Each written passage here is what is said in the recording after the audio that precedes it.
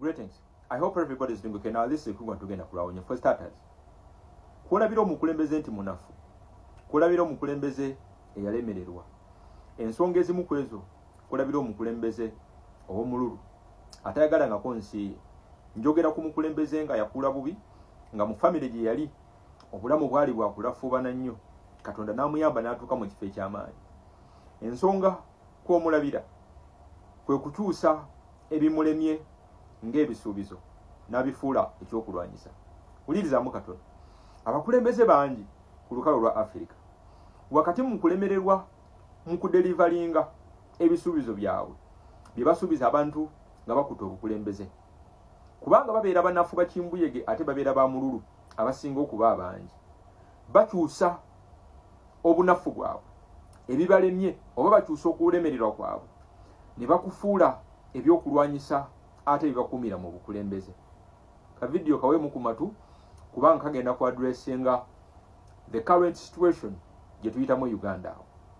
Bwe bati abakulembeze abanafu abali selfish abalemereddwa okudelivalinga upon their promises eri abantu baabwe. Bwe bati bakyusa okulemererwa kwabwe. This is how they turn their failures into weapons. Bwe baweaponizing okulemererwa kwabwe ne kufuuka ebyokulwanyisa ebibakuumira mu bukulembeze. Corruption as a currency and a language. Bakulembeze bangi ngeguze maze okubalema okulwanyisa nga tebabadde basajja kimala kuvunaana abo bakolera wansi waabwe. Wakati mu kulemererwa ate okulemererwa kwabwe bakufuula ekyokulwanyisa ekigenda okubakuumira mu bukulembeze. Bakimbuyege ekika kino bakkiriza enguzi ne bajja encouraging nefuuka tool okugula obuganzi, a tool to buy royalty, okugulirira bribery, theft obubbi, embezzlement n'okunyagulula bifuuka currency eya influence. Nga bwe kituuka mu kaseera osobola okubba, osobola okunyagulula mu regime mu bungi naye ate n'obeera protected. Best example ya Anita Amongi n'abantu bangi abakolera wansi wa Museveni. E Uganda awo osobola okubba, osobola okunyagulula kubanga eri bwana Museveni ebyetulu emuyambako okugula royalty eyabo abamukolera wansi. Bino bye bivaamu ye result eyannakyemalira yenna oba omukulembeze kimbuyege akyusa enguzi nefuuka ekyokulwanyisa kye ekimukumira mu bukulembeze. Ba minisita be, ba amejeno ye, ba jaji oba abalamuzi ne ba business elite, they stay royal not because of patriotism. Bano babeera baganzi era babeera baana bawulize eri obukulembeze kika ekyo si kubanga baagala ensi yaabwe naye kubanga batya okuluzinga ebifo byabwe webafunira ekyokulya. Corruption becomes the official language of doing business. Kituuka akaseera ng'enguzi n'okugulirira obubbi lufuuka olulimi olusinga okuba olukulu olw'okukola business. Institutions turned into strongmen.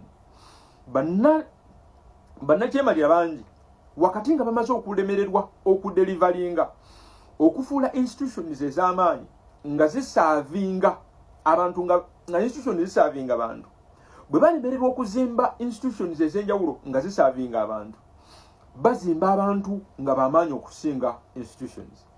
Instead of building strong independent system, mu kifo ky'okuzimba system engumu ezeetengeredde, abakulembeze abanafu bakimbuyege balubojjanye bino bye bakola.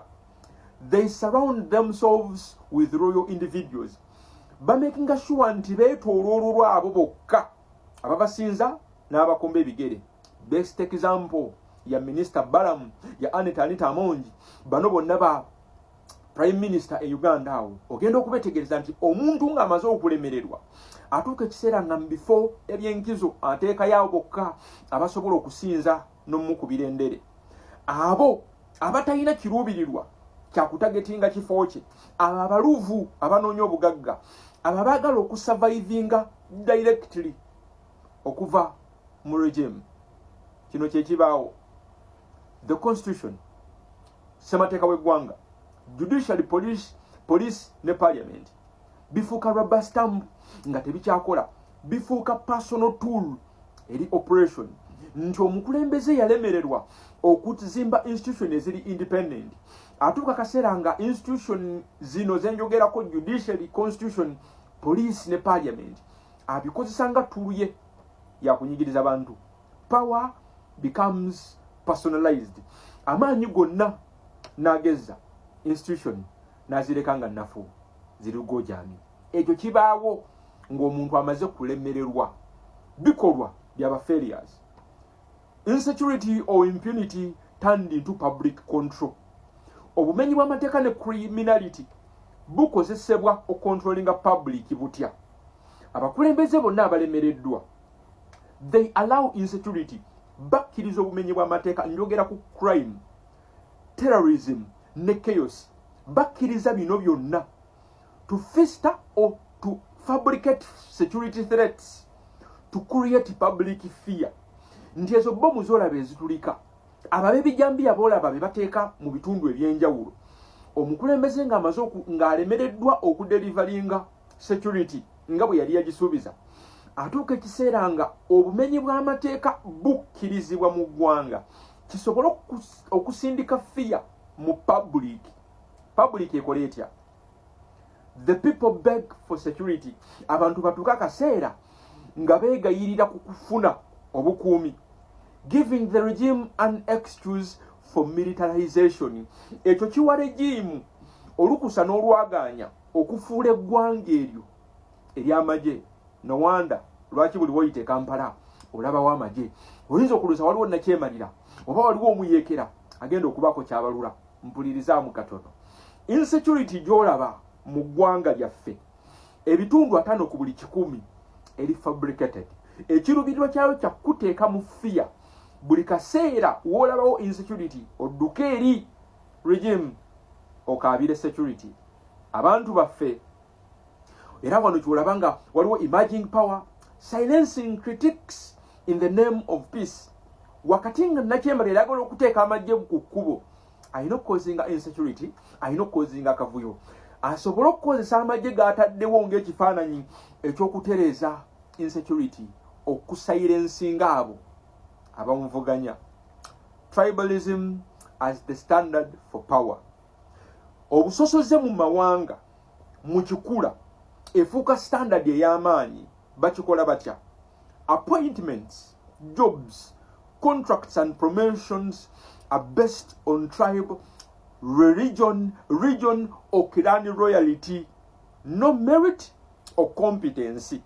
Nti bwekituuka ku appointment, emirimu, contract n'okukuzibwa, otuuka kaseera nga abakulu obalaba bonna basinga okuba abangi nga bava mu ggwanga limu, mu kitundu kimu, oba oliawo nga nabaddiini emu, oba oliawo nga bava ne mu kika kyekimu.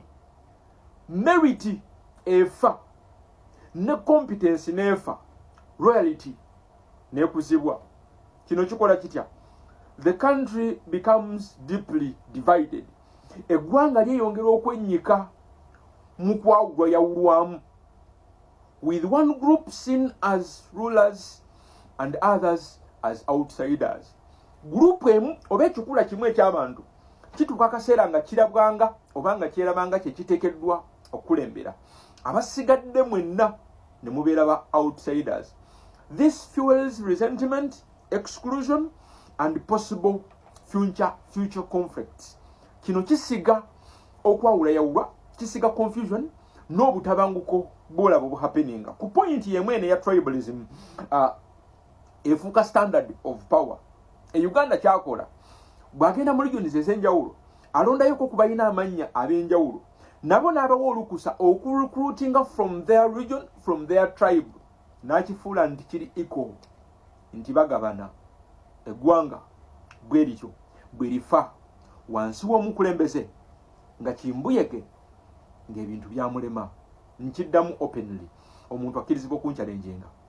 Museveni yalemererwa okudelivaringa on the 10-point program. Buli ekyamulema yakifuula weapon okusigala mu bukulembeze. That's why protest vote is the answer. Nga tuli bakukyusa kasasiro ono yenna biwa omukulembeze alina obusobozi okukwata ku buli muntu gw'olowooza nkitakwatwako. None other than his